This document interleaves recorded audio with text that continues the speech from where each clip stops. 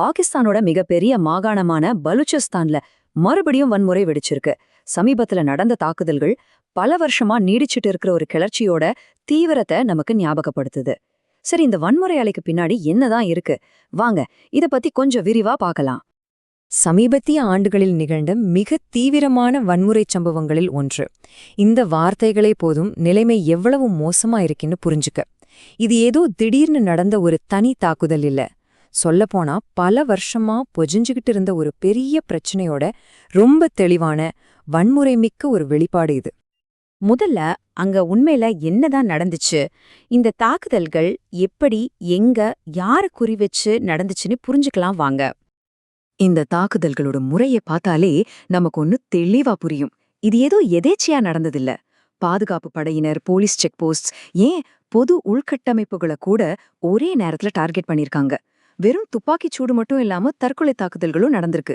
இதுவே இது எவ்வளவு திட்டமிட்டு ஒருங்கிணைக்கப்பட்ட ஒரு செயல்னு நமக்கு காட்டுது. எந்த ஒரு சண்டையிலையும் நாம இழக்கிறது விலை மதிக்க முடியாத மனித உயிர்களை தான். இங்கேயும் அதுதான் நடந்திருக்கு. யோசிச்சு பாருங்க, சாதாரண மக்கள், பாதுகாப்பு வீரர்கள்னு ரெண்டு பக்கமும் எத்தனையோ பேர் உயிர் போயிருக்கு. பல பேர் காயப்பட்டிருக்காங்க. மருத்துவமனைகள் எல்லாம் நிரம்பி வழிஞ்சிருக்கு. இது வெறும் நம்பர்ஸ் இல்ல, இது மக்களோட வாழ்க்கை.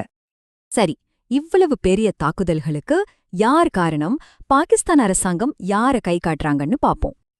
அரசாங்கத்தோட பார்வை நேரடியா BLA, அதாவது பலோச் விடுதலை ராணுவம் மேலதான் பாயுது. இவங்க ஒரு பிரிவினைவாத குழு. பல 10 வருஷங்களா பாகிஸ்தான் கிட்ட இருந்து சுதந்திரம் வேணும்னு ஆயுதமேந்தி போராடிட்டு வராங்க.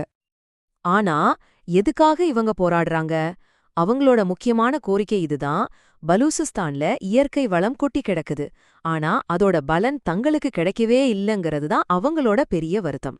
அதனால அந்த பகுதிக்கு அதிக சுயாட்சி வேணும், அங்க இருக்கிற வளங்கள் மேல தங்களுக்கு கட்டுப்பாடு வேணும்னு பல வருஷமா கேட்டுட்டு இருக்காங்க. ஒரு தாக்குதல் நடந்தா கண்டிப்பா ஒரு எதிர்வினை இருக்கும் இல்லையா? பாகிஸ்தான் அரசாங்கமும் ராணுவமும் இதுக்கு எப்படி பதிலடி கொடுத்தாங்க? இங்க நீங்க பாக்குறது ஒரு நேரடி மோதல் தான்.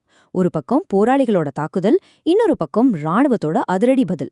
அரசாங்கம் கொஞ்சம் கூட தாமதிக்காம பெரிய அளவிலான தீவிரவாத எதிர்ப்பு நடவடிக்கைகளை ஆரம்பிச்சாங்க. பாதுகாப்பு படைகள் சொல்றபடி நிறைய போராளிகள் கொல்லப்பட்டதாகவும் அவங்களோட பதுங்கு கொடிகள் அழிக்கப்பட்டு ஆயுதங்கள் எல்லாம் கைப்பற்றப்பட்டதாகவும் சொல்றாங்க. நாம எதிர்பார்த்தது போலவே பாகிஸ்தான் அரசாங்கம் இது ரொம்ப கடுமையா கண்டிச்சிருக்காங்க. இது ஏதோ ஒரு சாதாரண வன்முறை இல்ல, மொத்த நாட்டோட ஸ்திரத்தன்மையையே குலைக்கிற ஒரு முயற்சிங்கிறது தான் அவங்களோட அதிகாரப்பூர்வமான நிலைப்பாடு. இந்த பிரச்சனையில ஒரு இன்டர்நேஷனல் ஆங்கிளும் இருக்கு. அதாவது இந்த போராளிகளுக்கு வெளிநாட்டுல இருந்து உதவி கிடைக்குதுன்னு பாகிஸ்தான் அதிகாரிகள் குற்றம் சாட்டுறாங்க. ஆனா அவங்க கை காட்டுற அண்டை நாடுகள் இல்லவே இல்ல, இதுக்கும் எங்களுக்கும் எந்த சம்பந்தமும் இல்லைன்னு திட்டவட்டமா மறுக்கறாங்க. சரி, இப்போ நடக்கிற இந்த சம்பவங்கள் எல்லாம் ஒரு பக்கம் இருக்கட்டும். ஆனா ஒரு முக்கியமான கேள்வி வருது.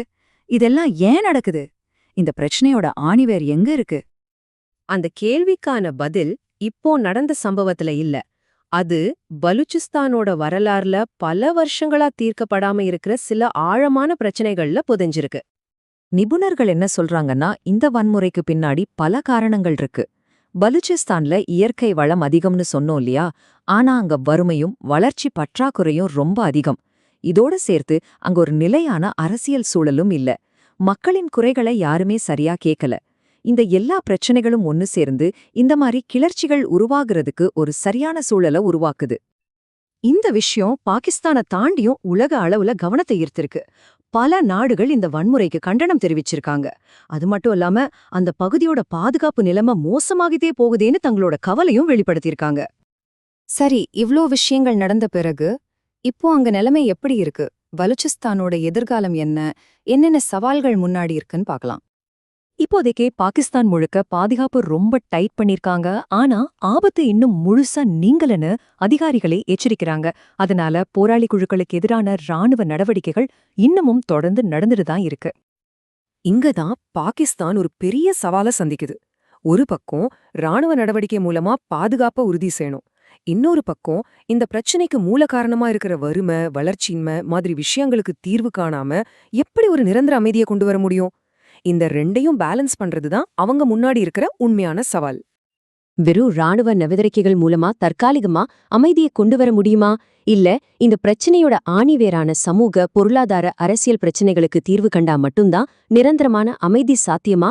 இதுதான் இன்னைக்கு பலூச்சிஸ்தான் மட்டும் இல்ல, ஒட்டுமொத்த பாகிஸ்தானும் யோசிக்க வேண்டிய ஒரு முக்கியமான கேள்வி.